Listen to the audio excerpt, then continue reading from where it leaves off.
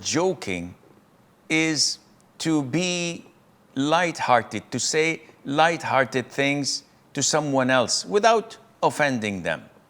And the Prophet ﷺ used to joke with his companions, but he would never ever lie. And this is what he said and cleared it to his companions when they said, "O Prophet of Allah, you joke with us." He said, "Yes, but I only say which is true." So the Prophet doesn't lie, alayhi salatu wasalam. And examples of how he used to joke with his companions, for example, the hadith of Anas, where he had a young brother called Abu Umair. And this Abu Umair had a small bird in a cage that he used to play with. And one day the bird died. So Abu Umair, a 4-year-old, 5-year-old child, was saddened. So the Prophet used to always come and joke with him and say, "Aba Umair, what did the Nughayr do?" So it rhymes. And every time he sees him, he keeps on asking him the question, and the child would smile because of that.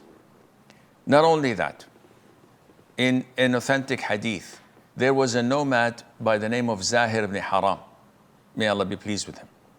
And he used to come to Medina, give the Prophet ﷺ gifts from the desert, such as ghee, such as things that are not usually found in Medina.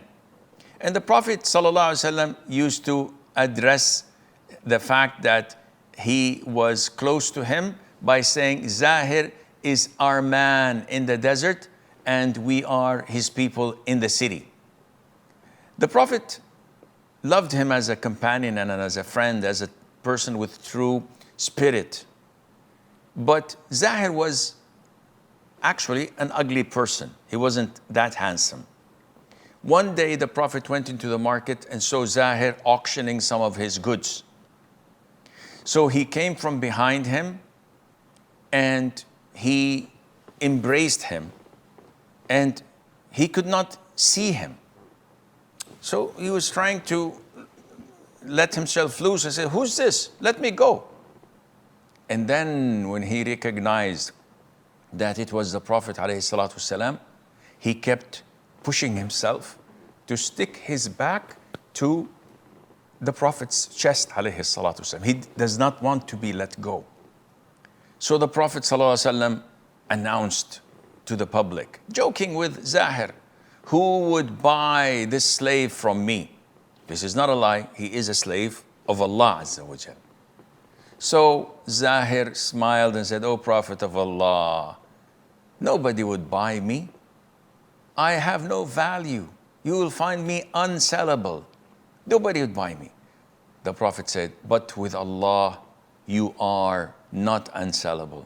You have great value with Allah Azza wa Jal." And this shows you that the Prophet ﷺ would probably do some practical jokes, but he would not say any lies. Also in another hadith, a woman came, an old woman, came to the Prophet ﷺ and said, "O Prophet of Allah, make dua for me that I enter Jannah."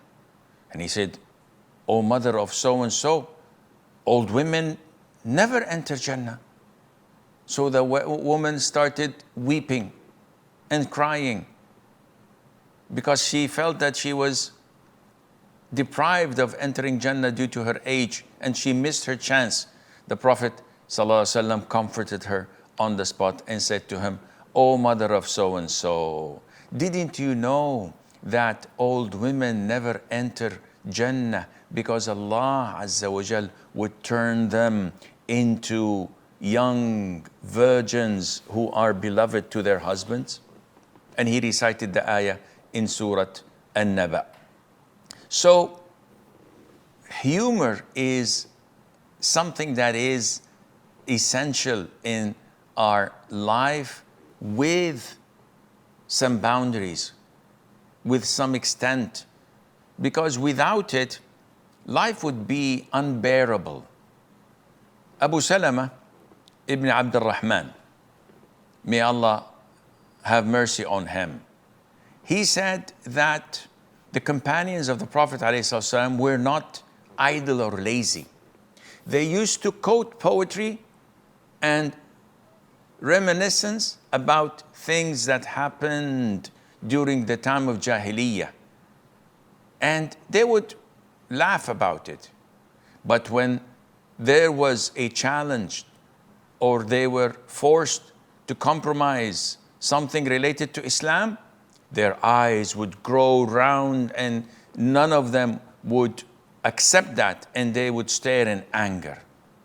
So laughing and smiling has nothing to do with compromising the religion.